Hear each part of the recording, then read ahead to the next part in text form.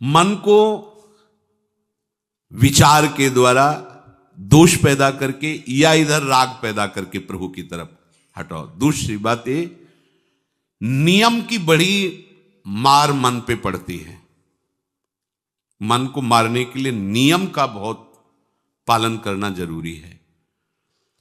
आप अपनी दिनचर्या ऐसी बनाएं, या गुरुजनों से जो पास हुई दिनचर्या, आपके पास प्रातः काल से शयन काल तक 1 मिनट भी खाली नहीं होना चाहिए। ये आप देख लो, जो अभी तक चर्चा हुई वो पूरे संसार में दोष दृष्टि करके भोगों के प्रति या प्रभु पे महत्व बुद्धि करके छोड़ दो, राग छोड़ो। वास्तविक कहीं सुख नहीं है। आप लोग देख लीजिए, विवेक से देख लीजिए, अभी तक सब वही करते रहे हो जन्म जन्मांतर। अब हमको मन की ये जो बलवान वृत्ति है, प्रमथन स्वभाव वाली वृत्ति है, इस पर अंकुश करना है। कैसे करना है? प्रातः काल जगने से लेकर शयन तक 1 मिनट भी आपका खाली नहीं होना चाहिए, आपकी दिनचर्या में होना चाहिए। नियमित दिनचर्या बनवा लीजिए या बना लीजिए अपने बड़ों से, अपने पूज्यजनों से पास हमारी ये दिनचर्या। जीवन में उसका उल्लंघन नहीं होना चाहिए। ऐसी दिनचर्या नहीं, कागज वाली दिनचर्या नहीं, आपकी वास्तविक दिनचर्या जो है वही होनी चाहिए। जिस समय जो आदेश हुआ है कार्य का, आपको उसी समय वही कार्य करना है।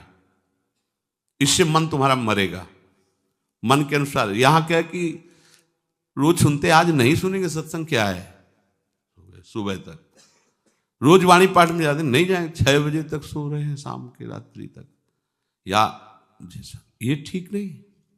चलो आज ऐसा कर ले, नहीं ठीक नहीं। जो नियम दिया गया वैसे ही चलो। अगर नियम से चलोगे तो उससे लाभ क्या मिलेगा?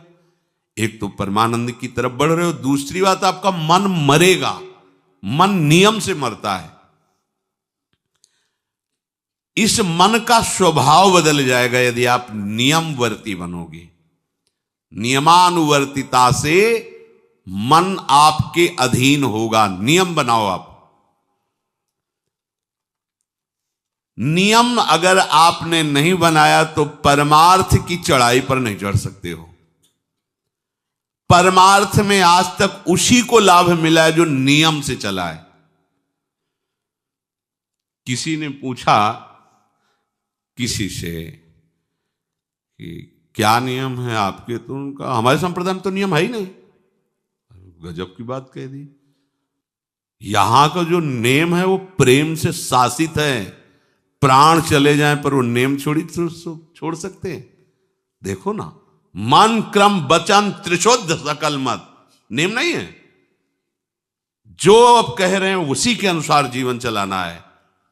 प्रियालाल के सुख का नेम, प्रियालाल के नाम जप का नेम। प्रियालाल हमारे यहां कोई नियम ही नहीं, मतलब खाओ पियो पड़े रहो केवल से। आप समझो, समझ के बोलो, ऐसे किसी को मत बोलो। परमार्थ में आज तक जिसको भी लाभ मिला है नियम से चलने वाले को प्राप्त हुआ है। इष्ट आराधना में जो जो आपको नियम मिले हैं उनमें शिथिलता नहीं होनी चाहिए, और बहुत काल तक एक नियम में चलने वाले को सिद्धि प्राप्त हो जाती है। जिस स्थान पर, जिस आसन पर, जिस समय पर जो मंत्र जितना, वो नियम होना चाहिए। ऐसा नहीं कि आज 20 माला जप लिया तो कल 10 माला जप कर लिया तो 2 दिन जपा ही नहीं फिर आगे, ऐसे नहीं होता। एक नियमानुवर्तिता। 5 मिनट का भी अंतर आपके नियम में जब नहीं पड़ने लगेगा, नियमित नियत समय, यह संतों में देखा गया है। 6 बजे उठना, 6 बजे शयन, 6 बजे उनकी जो दिनचर्या, एक दिन अगर देख लो तो दूसरे दिन तुम कह सकते हो इस समय ये साधन कर रहे होंगे, क्योंकि उनका नियम है, वो वैसे ही मिलेंगे। बड़े बड़े महापुरुषों में देखा गया है। ये 2 बजे के जगने का समय तो मतलब जैसे लगभग विषयी पुरुष सब सोते हैं, ऐसे लगभग जो भगवत प्राप्ति की लगन वाले साधु 2 बजे जग जाते हैं सब। ये नहीं, कोई आश्चर्य की बात नहीं है। हमने देखा है गंगा के किनारे जैसे ब्रह्म 2 बजे शुरू हो जाता है, कुआं से जल अर्चना और सब दिनचर्या, गंगा नहाने के लिए, फिर जाना बाद में, यहीं से स्नान करके फिर बाद में गंगा स्नान करने जाना। जो अनियमित साधन करता है, यद्यपि साधन अविनाशी, पर मन मरेगा नहीं, मन अधीन नहीं होगा, ध्यान रखना। अनियमित, नियमित, आज 1 घंटे बैठे, कल 30 मिनट बैठे, परसों 10 मिनट, और फिर आगे बैठे ही नहीं 2-4 दिन, बिल्कुल नहीं, ऐसा नहीं। चाहे 10 मिनट से शुरुआत करो तो 11 होना चाहिए, कभी 9 नहीं होना चाहिए। और बार बार दिनचर्या का परिवर्तन नहीं होना चाहिए, मंत्र का परिवर्तन नहीं होना चाहिए, नाम का परिवर्तन नहीं होना चाहिए। खाने पीने का, शयन का, जगने का बिल्कुल नियत समय होना चाहिए मन को वश में करने के लिए। ये जो लोग ने कि जब जहां जैसे आया चिड़िया की तरह चुनते रहते हैं, कुछ लोगों को तो देखा है, यहां तो थोड़ा शासन है। सत्संग में भी बोतल खोली, एक एक घूंट ऐसे थोड़ी थोड़ी देर पर, अरे मर थोड़ी जाओगे, अमृत बरस रहा है, भगवत चर्चा को उसका पान करो। चिड़िया की तरह कभी ऐसे जेब में डाले, वो रंगीन पुड़ियों नहीं होती है, ऐसे थैली निकाला, भुजिया चवा, 2 पानी, ऐसे मर थोड़ी जाओगे। एक बार भोजन डाल दो, प्राण पोषण होता रहेगा, एक बार नहीं 2 बार से। इसके बाद ज्यादा ये नहीं होना चाहिए, थोड़ा ये पाया, थोड़ा वो पाया, थोड़ा प्रसाद में मिले प्रणाम कर लिया, जरा चख लिया, रख लिया, जब प्रसाद पाएंगे तब पा लिया। बार बार खान पान से भजन में विक्षेप पहुंचता है। अगर मन को मारना है, भगवत प्राप्ति करना है, तो खान पान का समय, शयन का समय, शयन का समय मानो आप 9 बजे से 2 बजे तक, 9 बजे आप सैया पर होना चाहिए। 2 बजे आप सैया छोड़ ही दो, नींद आई हो या ना आई हो, इससे कोई मतलब नहीं। नियम सो नियम, ये नहीं आज रात में नींद नहीं आई तो आज सो लेते, नहीं, उठो तुरंत। आपकी दिनचर्या, अपने लोगों ने अभ्यास जब किया ना, तो उसमें ये नहीं कि जग के विचार करना है कि उठना है। जे ही घड़ी पर दृष्टि गई, आज तक भगवत कृपा से कभी अलार्म नहीं लगाया, बचपन से लेके अभी तक। मिले ही नहीं घड़ी तो अलार्म क्या लगाए, गग्गा के लिए घड़ी लेके कौन घड़ी देगा, गरीब किसानों के। एक समय निश्चित, 5-10 मिनट के अंतर की बात नहीं कहते, तुरंत वस्त्र हटाओ, तुरंत। ये नहीं कि ओढ़ के ध्यान करेंगे, वो ध्यान नहीं होगा, वो सो जाओगे। वो पहले अगर सर्दी के समय हटा दिया, ऐसे खुले बैठो, ठंडी लगेगी। अब नाम जप करो जितनी देर तुम्हारा नियम हो, नहीं तो चलो अपना शौच स्नान पवित्रता, फिर उस शयन वाले आसन पे न बैठे। अगर फिर नहा धो करके बैठ जाओगे तो एक नींद पूरी और हो जाएगी उसमें। और प्राय लोग यही करते ना कि पहले तो बोले नहाने धोने की जरूरत नहीं, नाम जप कर लेंगे, उसी में बैठे। ओढ़ के अगर बैठ गए तो सूर्य उदय हो गए, कितने नाम जपा उनको खुद पता नहीं, क्योंकि वो कम्बल की उसमें, या नहा के जल्दी से ओढ़ के बैठ गए, फिर सो गए। ऐसे साधना नहीं होती।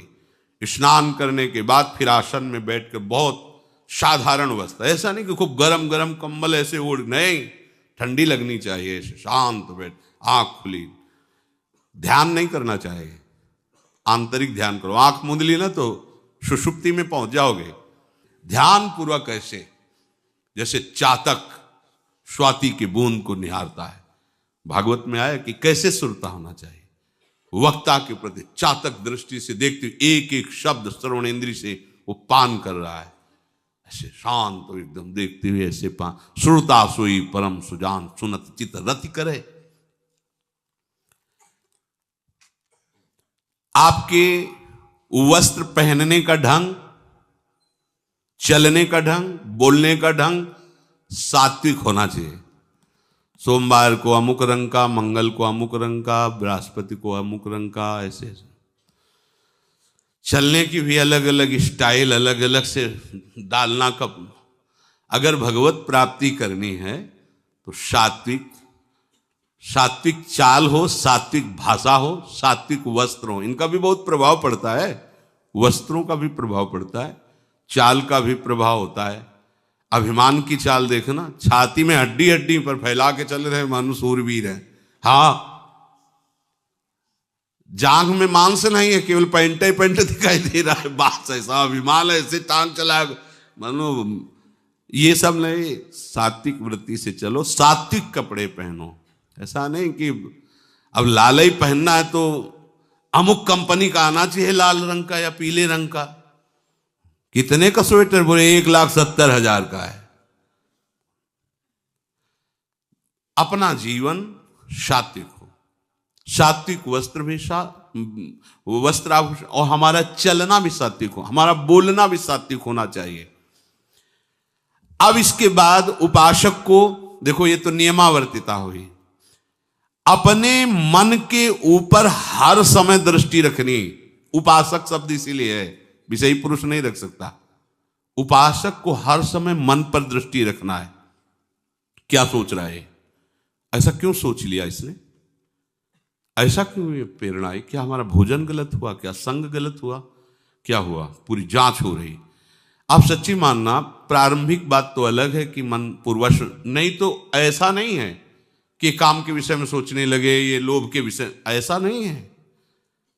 आपका संग गलत हुआ, आपका दर्शन गलत हुआ, आपका गलत श्रवण हुआ, भोजन गलत हुआ तो ही हो सकता है। नहीं, ऐसे नहीं कि भगवत चिंतन की धारा में बीच में काम आ जाए, बीच में क्रोध आ जाए। प्रारंभ में तो ऐसा होता है, लेकिन आगे बढ़े हुए उपासकों को फिर ये दिनचर्या में अपनी जांच करनी, क्या गलत हो गया, आज क्या खाया जो हमारे मन में ऐसे विचार आ रहे हैं, आज किसका संग किया जो हमारे मन में ऐसे विचार आ रहे हैं। यद्यपि बड़ा कठिन है मन की जांच करना, क्योंकि हम मन ही बने हुए हैं, तो जांच क्या करेंगे? जांच तो वो कर सकता है जो थोड़ा मन से अलग हटा है ना, दृष्टा भाव देख रहा है मन को। हम तो मन ही बने हुए हैं, जो चाहता है वो हम चाहते हैं। देखो ना, बहुत बातचीत से समझ में आता है। आज हमारी ये खाने की इच्छा है, आज वहां जाने की इच्छा है, तुम्हारी थोड़ी, वो मन की है। थोड़ा अलग हट करके देखो, फिर उसमें निर्णय करो, सही है या गलत। जो जो विचारों में आप सपोर्ट दे देंगे वो मन के संस्कार बन जाएंगे। आप सपोर्ट नहीं देंगे तो संस्कार नहीं बनेगा। ये बहुत खास बात है।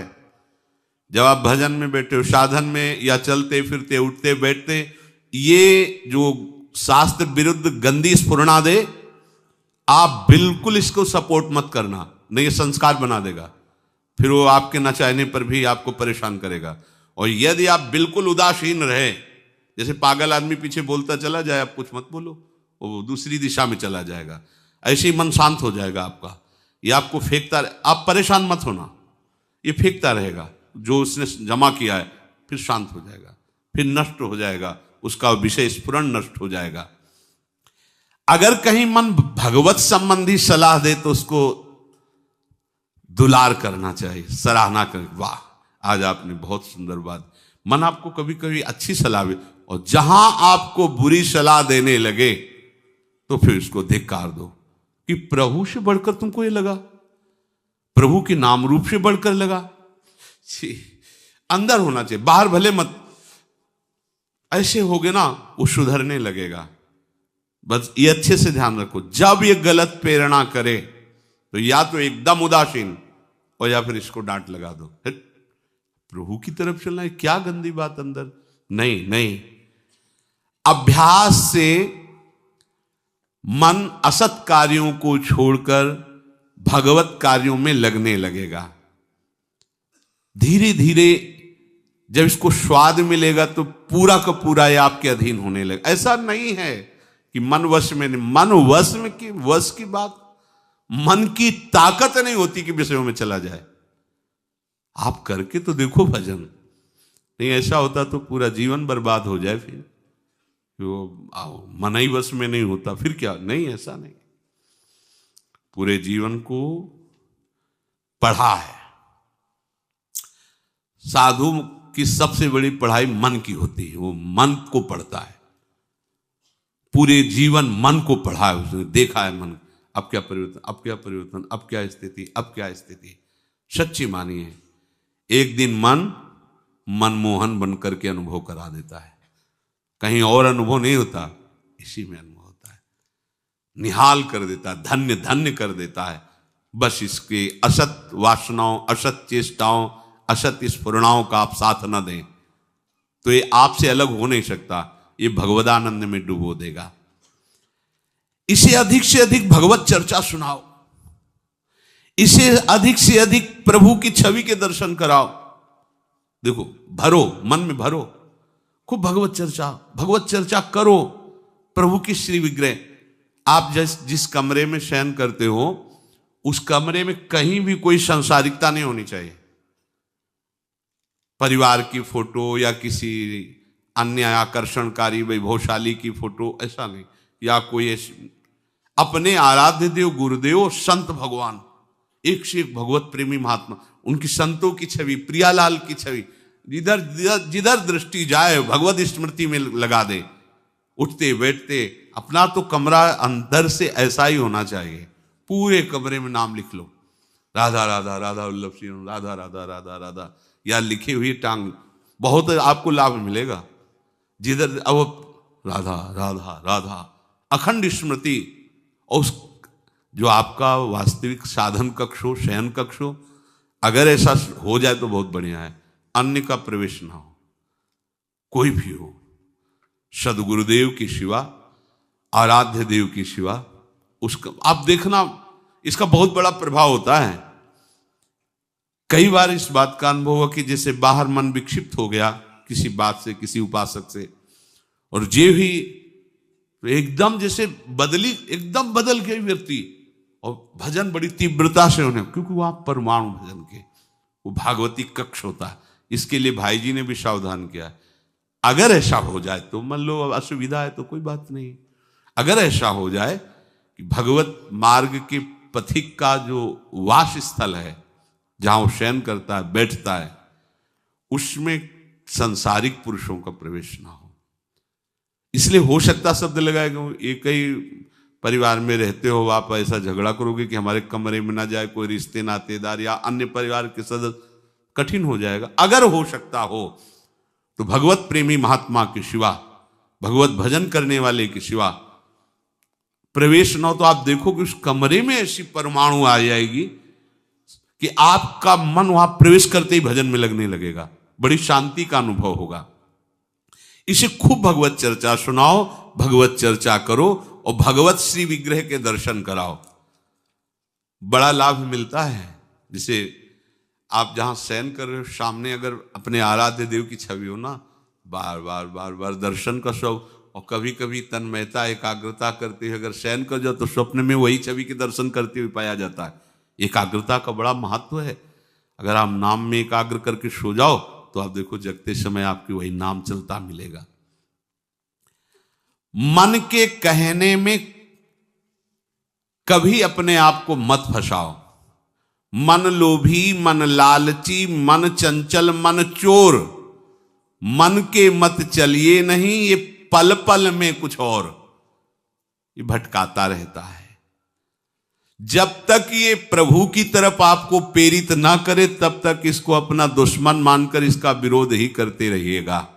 मन का जैसे अपने दुश्मन के प्रत्येक कार्य पर निगरानी करने वाला दुश्मन के प्रहार से बच जाता है, क्योंकि हर क्षण वो सावधान रहता है, वैसे ही जो उपासक मन पर नजर रखकर इसे दुश्मन के भाव से देखता है वो सावधान रहता है और मन के प्रहार से बच जाता है। जहां कहीं ये उल्टा आपको ले जाने के लिए करे, बस इसकी सुनना नहीं, बिल्कुल इसके विरोध में हो जाना। ये बड़ा बलवान है पर तुमसे बड़ा नहीं, ध्यान रखना, ये तुम ही से बलवान है, तुम ही से खा पी के तुम्ही को पटकेगा अगर इसके अनुकूल रहे। और अगर आप अपने, तो ये इसकी ताकत नहीं आपको गिरा दे, क्योंकि बिना सपोर्ट के आपके कुछ नहीं कर सकता। पक्का आप सपोर्ट मत कीजिए, ये आपका कुछ नहीं बिगाड़ेगा, पर इसका स्वभाव है कि एक क्षण में अपने अनुकूल कर लेना। जहां दिखाया कि हम आपको ऐसा सुख प्रदान करेंगे, जल रहे हो ना, अभी आनंदित हो जाओगे तो आप दस्तखत कर दोगे, जी बस वो ले गया। आपके दस्तखत के बिना कुछ नहीं कर सकता। कई बार इससे उपासक को हारना होगा, क्योंकि बताया नहीं वो दस्तखत करवा लेगा, पर तुम साहस मत छोड़ना इसके परास्त करने का। सैकड़ों बार ये हराता है, सच्चा उपासक वही है कि गिर करके, हार करके भी उसको हराने का उत्साह न छोड़े। ये हरा देता है, बहुत बार हरा देता है, क्योंकि पूर्वाभ्यासी बहुत दांव पेच जानता है। हमको अपने अधीन किए रहता, कई बार तो ऐसे ढंग से हराता है कि समझे नहीं आता कि मुझे हरा रहा था क्या। जब हार गए तब लगता है हाँ हार तो गए, इसका मतलब हमको हरा रहा था। हिम्मत मत हारना, जीत तुम्हारी होगी, क्योंकि तुम प्रभु के सीधे अंश हो और ये तुम्हारी ताकत से बलवान हो रहा है। दृढ़ता से लड़ो तो दिन दिन तुम्हारा बल बढ़ेगा और मन का बल घटेगा, और यदि इसका सपोर्ट करते रहोगे तो इसका बल बढ़ेगा, तुम्हारा घटेगा। तुम इस पर जिस दिन विजयी हो गए तो ये मन मन न रहकर श्री कृष्ण हो जाएगा। पर ध्यान रखना, ये बहुत चतुर है, ये कभी डरवाएगा तुमको फिर अपने अधीन करेगा। ऐसा ही होता है, कभी फुसलाएगा, कभी लालच देगा, कभी बड़े सुख का प्रलोभन देगा, परंतु तुम इसके धोखे में मत आना, भूल कर इसका विश्वास न करना। अपनी हिम्मत टूटने न पावे, लड़ने में कमी न होने पावे, इससे लड़ाई लड़नी। यह हम मन से तो लड़ते नहीं, बाहर झगड़ा करते घूम रहे हैं, इससे लड़ो, ये बेईमान जो हमको परास्त कर रहा है। अंत में आप देखोगे आपकी आज्ञा पर खड़ा हो जाएगा हाथ जोड़, अब जैसा आप जैसा, ये विश्वासी सेवक बन जाएगा। मन को कभी निकम्मा मत रहने दो। अब तो सब हो गया, वाणी पाठ भी हो गया सब, 3 घंटे तो कोई बात है नहीं, 3:30 बजे शाम के जाना है। 3 घंटे में वो इतना मसाला एकत्रित कर देगा कि 3 महीने में तुम सत्संग के द्वारा उतना सामग्री नहीं एकत्रित कर पाओगे उसको हराने के लिए। बहुत चतुर है, इसको खाली मत रहना। एक आदमी ने भूत सिद्ध किया, भूत सिद्ध हो गया। भूत ने कहा कि काम बताओ हमें, अमुक काम, एक क्षण में कराया, और बताओ। और क्या बताएं? बोले काम नहीं बताओगे तो उठा पटक देंगे तुम्हें, हम तुम्हें मार देंगे हम। वो जो भूत सिद्ध करने के लिए मंत्र दिया था, वो गुरु के पास गया, बोले महाराज वो तो कह रहा मार डालेंगे अगर काम नहीं बताओगे। ठीक है, एक लंबा बांस खड़ा कर दिया और कहा इस भूत को आदेश करो, इस पे उतरो चढ़ो, जब तक हम कोई काम ना बताएं तो यही तुम्हारे ऊपर का। बस ऐसे ही मन भूत है, उठा पटक देगा आपको किसी न किसी विषय में। इसको काम बताओ, क्या? राधे श्याम राधे श्याम राधे श्याम, चढ़ते उतरते रहो, इसे नाम में चलते रहो। जब और कोई काम होगा तो बताएंगे, चलो सेवा कर लो, बाड़ी पाठ कर लो, नहीं है ना, राधे श्याम राधे श्याम राधे श्याम। पक्का समझो भूत है, मार देगा तुम्हें। अगर राधे श्याम रूपी बांस में इसे चढ़ाओगे, उतारोगे नहीं तो पटक देगा किसी न किसी विषय में, फिर छाती जलेगी, दिमाग खराब होगा, डिप्रेशन में पहुंच जाओगे। ये ऐसे ऐसे कर्म करवा देता है कि लगता है अब भी इसकी जरूरत है। प्रभु के होके, प्रभु का नाम जप करके, प्रभु के मार्ग में अब भी इसकी जरूरत है। जो तुमने किया, जो तुमने सोचा, जो तुम सोच रहे हो, इसकी जरूरत है। बहुत सावधान, नाम कभी छूटे ना इसको। उसमें ये निकम्मा मन बर्बाद कर देता है। निकम्मा रहोगे तो इधर उधर की बातें सोचेगा। एक और बात बता दें, जब तक नींद ना आवे तब तक लेट करके भजन मत करना। किडनी थोड़ी खराब है तुम्हारी कि तुम्हें बैठने में परेशानी। अपने लोगों ने ऐसा किया है कि अब जैसे रात्रि में है माला लेके बैठ गए, अब नींद नहीं आ रही है तब तक माला चल रहा है, भजन चल रहा है। जब नींद आने लगी धीरे से लेट गए, माला छाती में रखा है, अगल बगल कोई अपने माला में ही है। अब लेट करके कि नींद का इंतजार, तो नींद तो आए कि ना आए, लेकिन ये क्या क्या प्रोग्राम आ जाएगा वो आप देख लो। नए साधक सावधान नहीं रहते तो दुर्दशा अपनी कर लेते हैं क्रियाओं के द्वारा, अन्य चेष्टाओं के द्वारा। शयन के समय बहुत सावधान रहने की जरूरत है।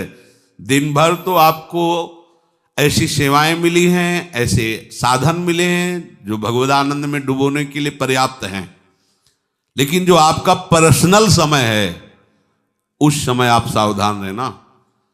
अब आप फुर्सत में लेट गए, जे भी फुर्सत सोच के लेटे कि सब हो गया, अब उसका प्रोग्राम शुरू मन का।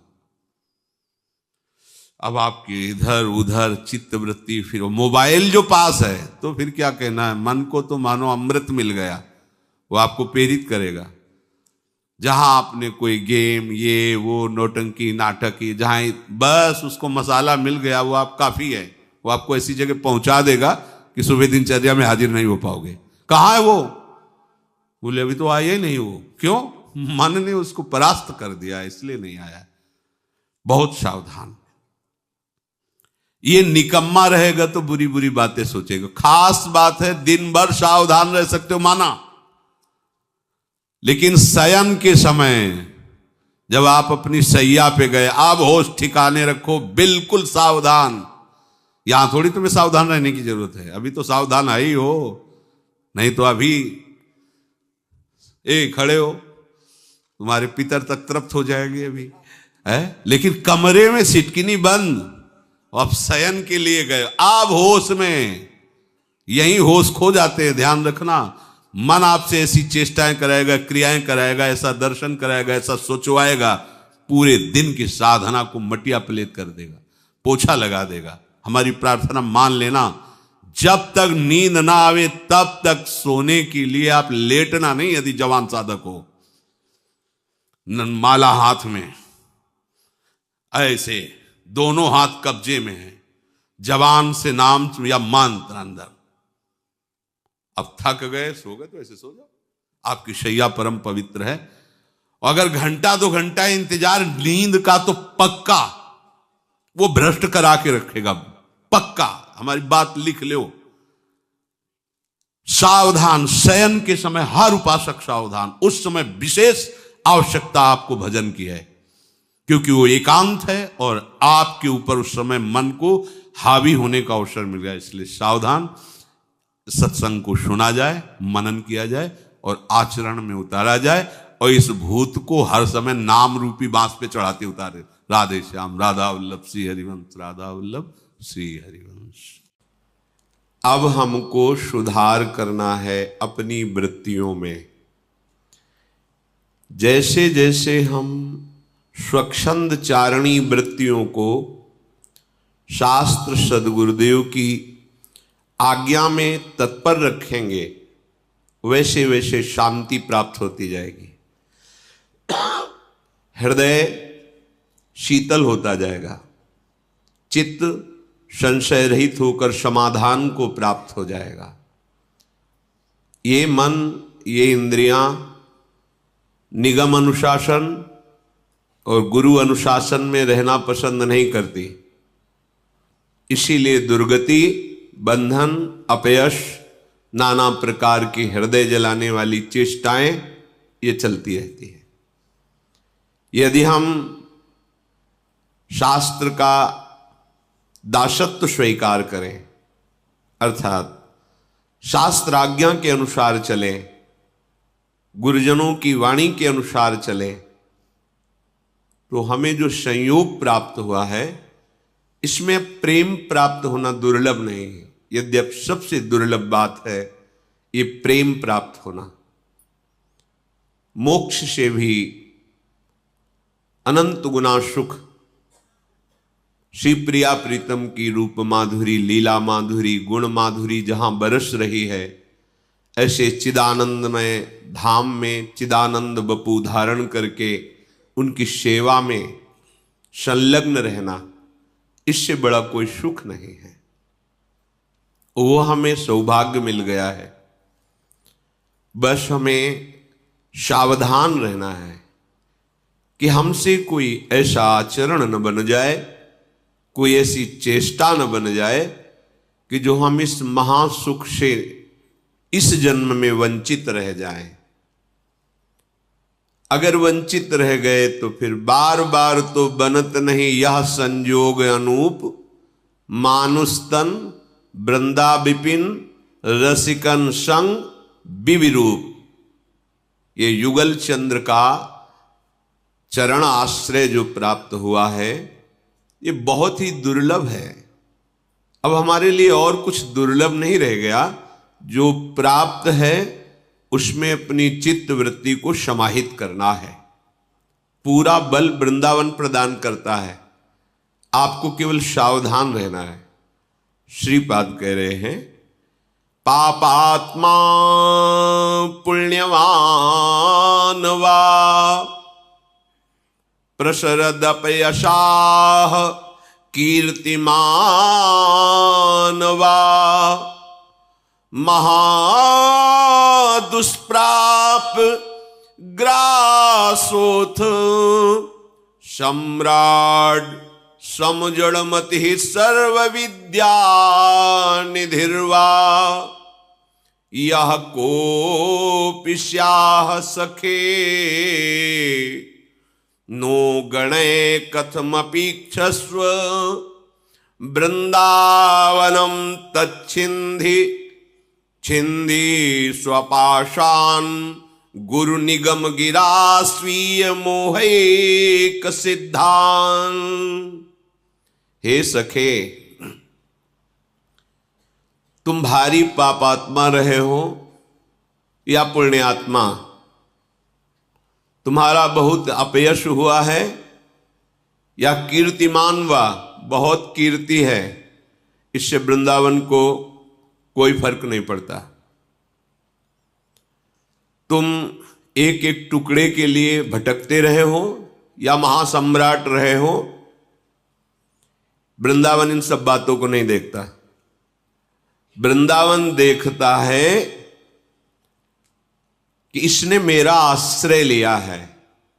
बहुत ध्यान से सुनिए, पूर्व में तुम क्या रहे हो इससे वृंदावन का कोई मतलब नहीं। तुम पापी रहे हो, पुण्यात्मा रहे हो, दरिद्र रहे हो या सम्राट रहे हो, मूर्ख रहे हो या विद्वान रहे हो, इनसे कोई फर्क नहीं पड़ता वृंदावन को। अब आपने आश्रय ले लिया है, अब फर्क पड़ेगा। ध्यान देने का विषय है। अब तक जो हुआ वृंदावन सब एक दृष्टि में क्षमा कर दिया। आप सम्राट हो तो वृंदावन को क्या लेना, आप दरिद्र हो तो वृंदावन को क्या लेना। वृंदावन महामहिमा स्वरूप है, वो तुम्हारी दरिद्रता या सम्राट के प्रभाव से न प्रभावित होगा न वो हे बुद्धि करेगा। तुम पुण्यात्मा हो तो प्रभावित नहीं होगा, पापात्मा हो तो हे भाव नहीं रहेगा। जड़ बुद्धि हो या बहुत विद्वान हो, कोई फर्क नहीं पड़ता। अब आपको श्रीधाम वृंदावन का आश्रय मिल गया है, श्रीधाम वृंदावन का दर्शन मिल गया है। कथमपीक्षस्व वृंदावनम, न गणे, गिनता नहीं वृंदावन इन सब बातों को। वृंदावन का दर्शन मिला तो छिंद छिंद स्वपाशान, काट दे अपने बंधनों को काट दे। हे सखे, छिंद छिंद स्वापाशान, ये जो तुम्हें बांधने वाले कर्म हैं जन्म जन्मांतर के, इनके काटने का अवसर मिल गया है। तो कैसे काटे, तो कह रहे गुरु निगम गिरा स्वीय मोहिक सिद्धान। अब अज्ञान की बात मत मानो, गुरुदेव की बात मानो, निगम गिरा वेद की बात मानो, शास्त्र की बात मानो। श्रीधाम वृंदावन का आश्रय और सेवन करो तो तुम्हारे सारे बंधन कट जाएंगे। दुख, शोक, पाप, जन्म मरण, नाना प्रकार की कुवासनाएं, चिंता, ये सब भस्म हो जाएगी। पर स्वपाशान, आपने ये बंधन स्वीकार किया है, अब छूटेगा। गुरु निगम गिरा, गुरुदेव की वाणी जो शास्त्र सम्मत है उसको स्वीकार करो। स्वीय मोहिक सिद्धान, तुम्हारा मोह ही तुम्हारी सिद्धि में बाधक है। भगवत प्राप्ति में ये देह का मोह, इंद्रियों का दुलार, मन के अनुसार चलना, शरीर संबंधियों का राग, यही मोह का विस्तार है। यही मोह तुम्हारी दिव्यता, दिव्य आनंद में बाधक है। इसके नाश करने में समर्थ हैं गुरु वचन, शास्त्र वचन, उनको स्वीकार कर। श्रीधाम वृंदावन में आश्रय लेने वाला या वास करने वाला। स्त्री मात्रे मात्र बुद्धि स्थिर चर निखिल प्राणी पूपाश बुद्धि। जितनी भी यहां माताएं बहनें हैं, ये सब हमारी श्री जी की सखियां हैं। भाव देश में देखो,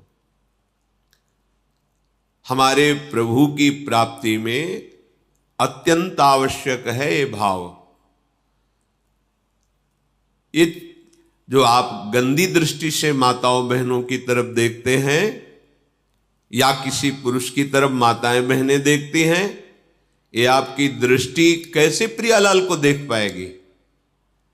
खुद गंदगी पैदा कर रहे हो अपनी दृष्टि में और चाहते हो प्रेम मूर्ति श्यामा श्याम के दर्शन साक्षात्कार। धूल झोंक रहे हो अपनी आंखों में और सूक्ष्म वस्तु देखना चाहते हो।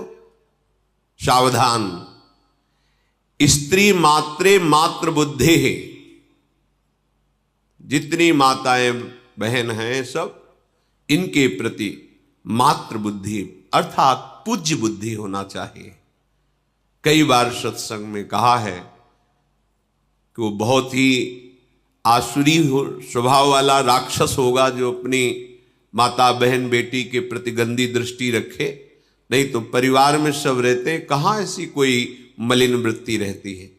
पर जहां हम दूसरा भाव आरोपित करते हैं वहीं हमारी गंदी वृत्ति हो जाती है।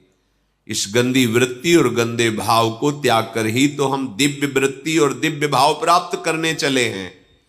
फिर हम सहयोग क्यों देते हैं इंद्रियों को गंदी दृष्टि देखने का? इनको शासन में क्यों नहीं लेते? अगर आप शासन में नहीं लोगे तो कोई है ऐसा जो आपको शासित कर देगा, ऐसा बांध देगा कि निकल ही नहीं पाओगे, देखने लायक नहीं रहोगे, दृष्टि ही अपहरण कर लेगा वो। बहुत सावधान। बहुत बढ़िया संयोग बनाया, निकल चलो। ज्यादा उद्दंडता करोगे तो समय व्यर्थ जाएगा, बंधन दृढ़ होता जाएगा, अवसर खो जाएगा, हाथ से निकल जाएगा। यहां किसी का कुछ नहीं बिगड़ता, आपका आचरण आपका ही सर्वनाश कर देगा। तुम किसी को नहीं बिगाड़ सकते, तुम्हारे आचरण ही तुम्हें नष्ट कर देंगे। सत्संग का तात्पर्य मनोरंजन नहीं है। सत्संग का तात्पर्य है मन की अशुभ वृत्तियों का नाश करके सत्संग करना। सत है श्यामा श्याम, सत है श्यामा श्याम का नाम, सत है श्री वृंदावन धाम, सत है रसिकों का उपदेश। अगर ये स्वीकार है तो सत्संग है, ये स्वीकार नहीं तो नाटक है, सत्संग नहीं है। फिर जगन नाटक में फंस करके फिर रो। अगर जगत नाटक से मुक्त होना है तो ये सत्संग स्वीकार करो। हमारी वृत्तियां जब जैसा चाहती वैसा मनमानी किससे छुपा रहे हो? अंतर्यामी परमात्मा तुम्हारे हृदय में बैठा एक एक बात देख रहा है और उसी की प्राप्ति के लिए चले हो और उसी से छल कपट करके उसी को तुम जान रहे हो कि वो तुम्हारी बातें नहीं जान रहा, तो ठीक है। वो तुम्हारी ये बातें नहीं जान रहा तो तुम्हारी सत्वृत्तियां भी वो नहीं जानेगा। कर लो। अगर तुम असत वृत्ति गंदी बातों को ये समझ रहे हो कि कोई बात नहीं, क्या यहां तो कोई नहीं देख रहा है, तो फिर जो तुम शुभ आचरण कर रहे हो वो भी फलीभूत नहीं होंगे। फिर पुकारोगे कि अरे हमने क्या बिगाड़ा, भगवान का ऐसा कर दिया। क्योंकि तुमने मान लिया ना, ये यथा माम प्रपद्यन्ते तास्तथैव भजाम्य हम। वो नहीं देख रहा है तो वो कुछ नहीं देख रहा है। तुम जैसा मानोगे वैसा ही दिखाई देगा, पर तुम्हारा कर्म तुम्हें नहीं बख्शेगा। स्त्री मात्र में पूज्य भाव, बच जाओगे। किसी का तुम कुछ नहीं बिगाड़ सकते, तुम अपना सर्वनाश करोगे। तुम्हारा हृदय गंदा हो जाएगा, तुम्हारा हृदय तुम्हें जलाएगा, हृदय तुम्हें ऐसी प्रेरणा करेगा कि फंस जाओगे, ऐसी जगह फंस जाओगे जहां कोई नहीं निकाल सकता। क्योंकि जो निकालने वाला था उसने अवसर दिया, निकालने की चेष्टा की, पर आप फिर फिसल कर वहीं खड़े हो गए। श्रीपाद कह रहे स्थिर चर निखिल प्राणी सुपाश्य बुद्धि। यहां वृंदावन में क्या, संपूर्ण चराचर जगत ये उपास्य देव ही बने हुए हैं। ऐसी बुद्धि अपने हृदय में धारण करो। सर्वान वस्तुतया निरीक्ष्य परम स्वाराध्य बुद्धिर मम। मेरी बुद्धि में ये दृढ़ निश्चय हो जाए कि मेरे आराध्य देव प्रभु ही सब रूपों में विराजमान है, चाहे वो जड़ हो चाहे चैतन्य हो। यही साधना का फल है। जड़ चेतन जग जीव जत सकल राम मैं जानी, बंदों सबके पद कमल सदा जोरि जुग पानी। यह है वैष्णव का स्वरूप, यह है उपासक का स्वरूप। कहीं भी कोई रागात्मक या द्वेषात्मक वृत्ति नहीं, असंगोहम उदासीन स्थिति, समझ में नहीं आता। बनते हैं परमार्थ के सुभट और इंद्रियों की गुलामी बर्दाश्त करते हैं, मन की गुलामी बर्दाश्त करते हैं। जो इंद्रिय और मन का गुलाम है वो भगवदानंद क्या होता है केवल बातें बनाने से नहीं मिल जाता।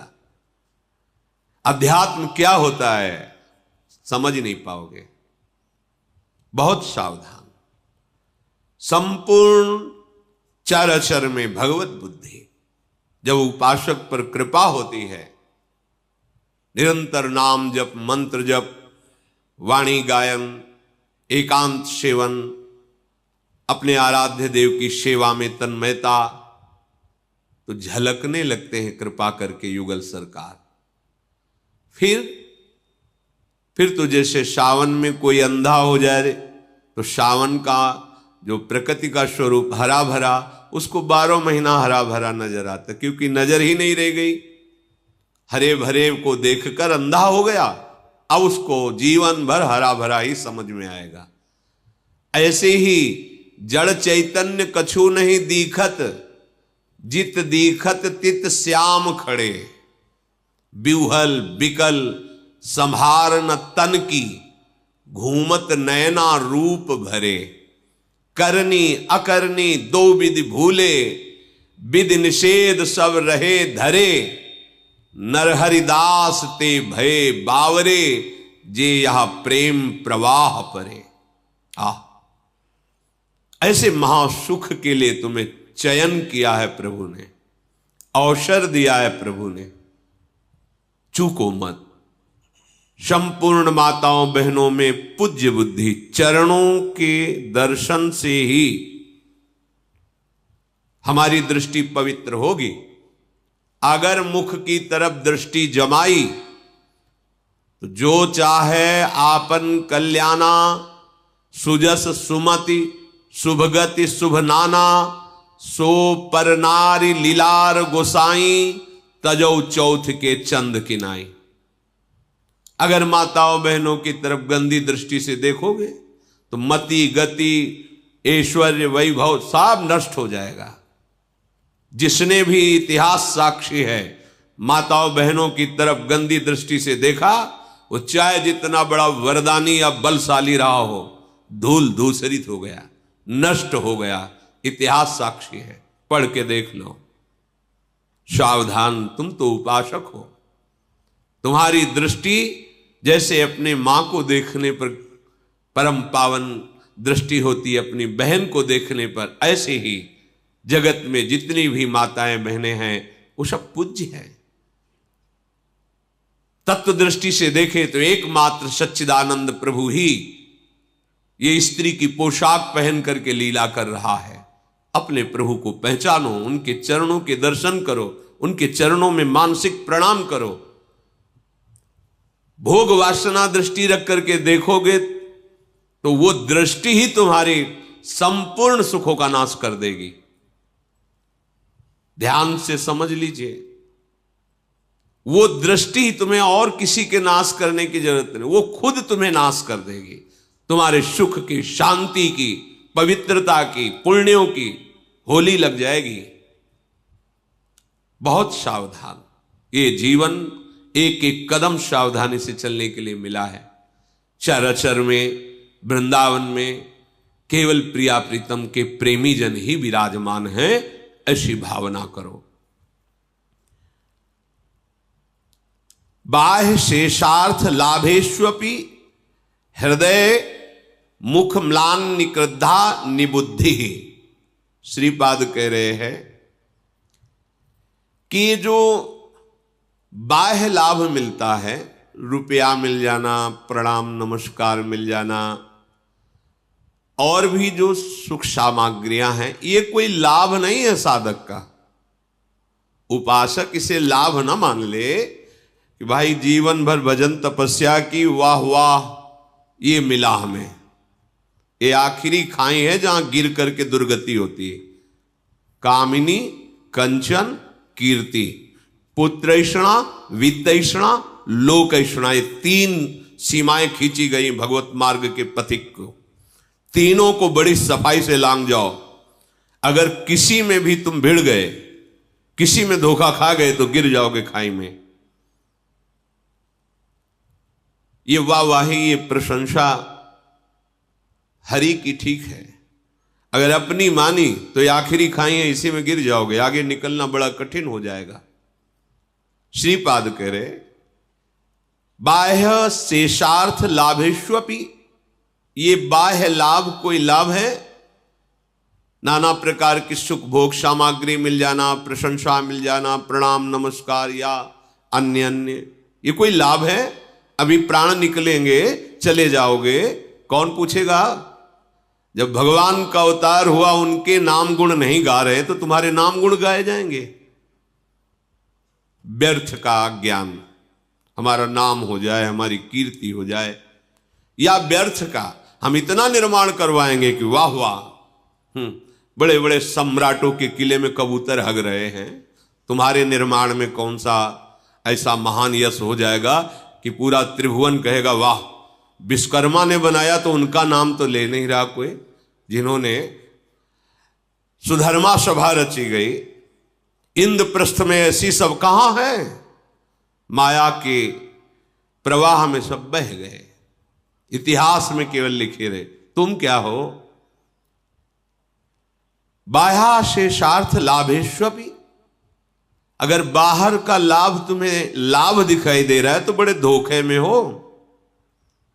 हृदय मुख म्लान निकृद्धा निबुद्धे, तुम्हें उदास हो जाना चाहिए कि तुम्हारी बुद्धि जो है वो भ्रष्ट हो रही है। सच्चिदानंद प्रभु के स्मरण को छोड़कर, प्रभु के चिंतन को छोड़कर, विषय सुख, धन संपत्ति, मान बढ़ाई, विषय भोग, तुम्हारी बुद्धि खराब हो गई है। उदास होना चाहिए तुम्हें। भगवत मार्ग के पथिक का लाभ केवल एक ही है, निरंतर अखंड भगवत स्मृति, तैल धारावत भगवत स्मृति। रूप समाया हुआ है और नाम चल रहा है, इससे बड़ी कोई लाभ वृत्ति नहीं। सावधान हो जाओ, देह स्त्री वित्त पुत्रादिषु न ही मम धीर मित्र बुद्धि स्वशत्रु स्वापीड़ायाम समन्तात सुखमति रमितानंद वृंदावनेस्तु। श्रीपाद कह रहे हैं यदि इसी जन्म में भगवत प्राप्ति करनी है, वृंदावन का आश्रय लिया है, वास स्वीकार किया है, तो देह में, स्त्री शरीर में, वित्त अर्थात संपत्ति में, पुत्र और गृह घर, इसमें ममता न करो। ये देह भगवत सेवा पात्र है। हमें जितने परिवार के जन मिले वो भगवत स्वरूप मानकर केवल अपने कर्तव्य का पालन करके उस सेवा को भगवत प्रसन्नता हेतु बनाना है। हमारे प्रभु प्रसन्न हो, हमारे श्यामा श्याम राजी हो, स्त्री रूप में, पुत्र रूप में, पति रूप में, घर संपत्ति रूप में हमें सेवा मिली है। अगर उसमें आप ये मैं भोगता हूं, ये मेरी संपत्ति है, फंस गए। ये अहमता ममता तुम्हारी दुर्बुद्धि के कारण है। मम धीर मित्र बुद्धि स्वशत्रु, ये फिर क्या करेगी? किसी को मित्र बना लेगी बुद्धि और किसी को शत्रु बना लेगी, किसी में राग करेगी, किसी में द्वेष, किसी में अनुकूलता, किसी में प्रतिकूलता, और आ गया प्रपंच और नष्ट हो गया। जो उद्देश्य था समता वो तो गई, जो उद्देश्य था प्रभु के चरणारविंद की ममता वो तो गई। ये दुर्बुद्धि कहने में समय ज्यादा लगा, आने में नहीं लगता। दुर्बुद्धि इतना कहने में समय लगा, इतने में वो सब काम कर देगी। बहुत सावधान। इसीलिए हानि हरिवंश के नाम अंतर परे, लाभ हरिवंश उच्चरत बानी। तब सुख हरिवंश गुण नाम रसना रटत, और बहुवचन अति दुख दानी। प्रिया प्रीतम की वार्ता के सिवा और कुछ बोले तो फंस जाओगे। नाम छूटा तो हानि हो जाएगी, नाम चल रहा है तो और सब हानि हो गई, बाहरी तो कोई हानि नहीं है, क्योंकि आपके पास नाम है। नाम छूट गया, बाहरी लाभ है तो कोई लाभ नहीं है। स्वपीड़ायाम समन्तात सुखमति रमितानंद वृंदावनेस्तु। कह रहे हैं कि तुम्हें विशेष विशेष कष्ट दिया जाए, आंतरिक और बाहरी भी, तो तुम इस परम सुख की प्राप्ति के उद्देश्य से विचलित मत होना। तुम्हें अपरिसीम आनंदमय श्री वृंदावन ने स्वीकार किया है। बस वृंदावन को पकड़ लो, आश्रय ले लो, बस ये आपको प्रिया प्रीतम से मिला देगा, ये सारे सुखों से मिला देगा। ये सत्संग आचरण में उतारने के लिए है। सत्संग की बड़ी महिमा है, पर वो महिमा तभी फलीभूत होगी जैसे औषधियों से युक्त करके आपको बढ़िया रसोई पवाई जाए, जो स्वस्थ बलवान बनावे। आप पाओ ही ना, रसोई तो तैयार हो गई, आप पाते ही नहीं है, तो क्या करेगी वो? आपको स्वस्थ बलवान थोड़ी बनाएगी। आपने पा लिया और बमन कर दिया, फिर भी नहीं होगा। अपने लोग कुछ ऐसे ही है, सत्संग सुनते हैं, आचरण में नहीं उतारते। सुन लिया और दूसरे को सुना दिया, बमन कर दिया, पचा नहीं पाए, क्या लाभ मिला? 20 वर्ष सत्संग वैसे के वैसे, ये दुष्ट मन वैसे का वैसे ही सुरक्षित बना हुआ है, इस पर कोई प्रहार अभी तक नहीं हुआ, क्योंकि इसी का दुलार चलता चाह। कैसे हमारा मन हमको शांति प्रदान करे? वो कहेगा भोगों में शांति है, और भगवान कहते त्यागात शांतिरनंतरम। किसकी माने, मन की या भगवान की? अगर सत्संगी हो तो तुम्हें समझ में आ गया होगा कि हमें किसकी बात माननी है। पर मानते किसकी हो? मन की, न गुरु भगवान की, न सच्चिदानंद भगवान की। मन भगवान की बात मानते हैं हम। मन हमें हमारा भगवान है, वो जैसा कहेगा हम वैसी बात चलेंगे, क्या हाथ लगेगा?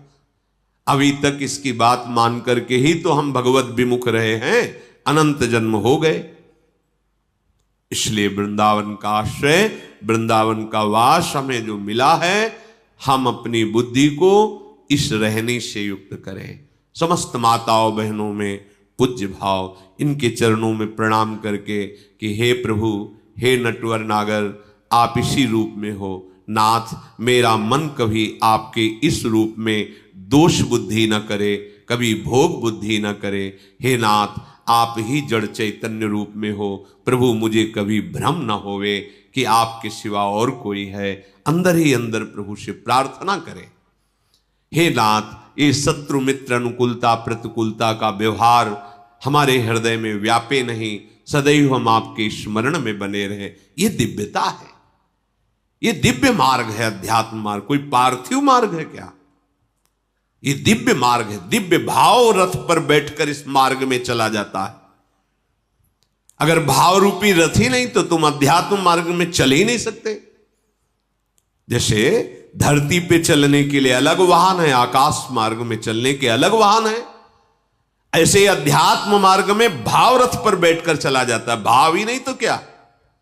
अगर स्त्री पुरुष भाव, जड़ चैतन्य भाव, शत्रु मित्र भाव, दुख सुख अनुकूलता प्रतिकूलता भाव, तो ये विषम भाव है, ये संसार का भाव है। संसार मार्ग में जो भटक रहे हैं उनका ये भाव है।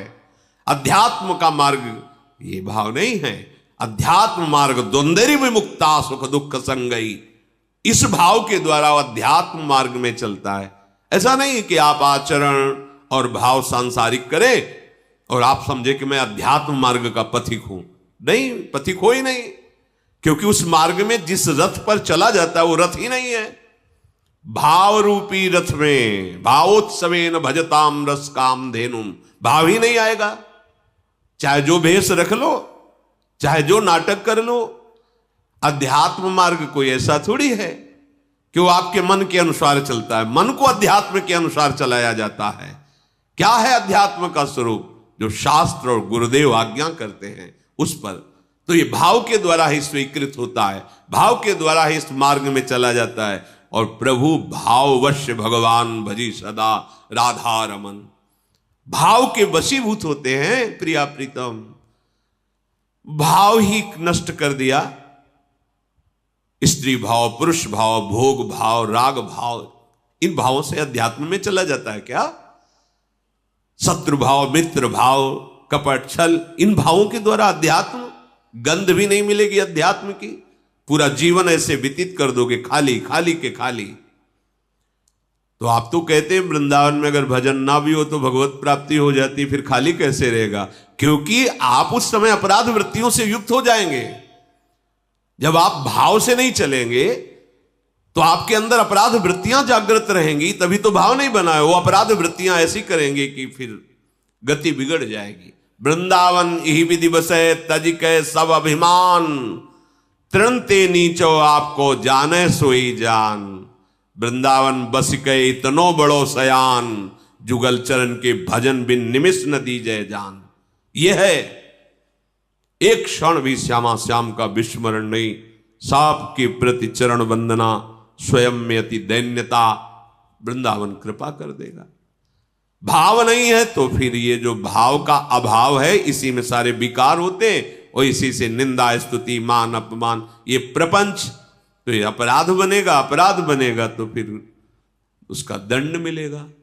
दंड अमृत है अपने लिए, दूसरे के लिए नहीं। अपने लिए क्षमा विष है, दूसरे के लिए क्षमा अमृत है। दंड विष है, जहां तक हो हम दूसरे को क्षमा करें, पर अपने को नहीं। अपने को दंड चाहिए। ये उद्दंड मन, ये उद्दंड इंद्रियां बिना दंड के सही रास्ते पर नहीं आती। हम दूसरे को तो दंड देने में बहादुर होते हैं, अपने को क्षमा कर देते हैं, कोई बात नहीं। नहीं, दूसरे की बड़ी से बड़ी बात को हम कह सकते हैं कोई बात नहीं, लेकिन अपनी बात को कोई बात नहीं ऐसा नहीं कहेंगे। एक छोटी सी भी बात के लिए हमें प्रायश्चित करना होगा, हमें उसके लिए दंड सहना होगा, तभी ये उद्दंड मन काबू में आता है। लेकिन प्रणाली दूसरी है। यहां दूसरे के एक छोटे से अपराध को बहुत पर्वत की तरह करके विस्तार से दिखाना और अपने पर्वत जैसे अपराध को बिल्कुल छुपा लेना, यह परमार्थ के पथिक का स्वरूप नहीं है। परमार्थ के पथिक का स्वरूप है एक राई जैसे अपराध को पहाड़ करके मानना। अपने अगर अपना छोटा सा भी अपराध है, गलती है, तो उसे पहाड़ की तरह मानना। हे नाथ, कब दूर होगा? गोस्वामी जी कहते, जो मैं अपने अवगुण कहूं, बाढ़ई कथा पार नहीं लाऊं। इतना मैं, ये क्या है? जरा सी भी इस फुरना को पहाड़ जैसा देखते हैं और अपने पहाड़ जैसे अपराध करने पर भी हम उसे मानते नहीं कि मैंने गलती की। इसीलिए दूसरों पर क्षमा वृत्ति और अपने में दंड वृत्ति, साधन वृत्ति। सुखा दो शरीर को यदि अपराध कर रहा है। भजन बल से मन और इंद्रियों को निष्काम कर दो, इनकी वासनाओं का शमन कर दो। तुम भगवान के चिदानंद अंश हो, ये पार्थिव शरीर नहीं हो। इनकी दुलार के लिए इस जन्म को बर्बाद मत करो, मान लो नहीं पछताओगे। श्रीधाम वृंदावन समर्थ है प्रिया प्रीतम में मिलाने की, उनमें अद्भुत कृपा शक्ति है। बस हमको सावधान होकर रहने के अनुसार रहना है।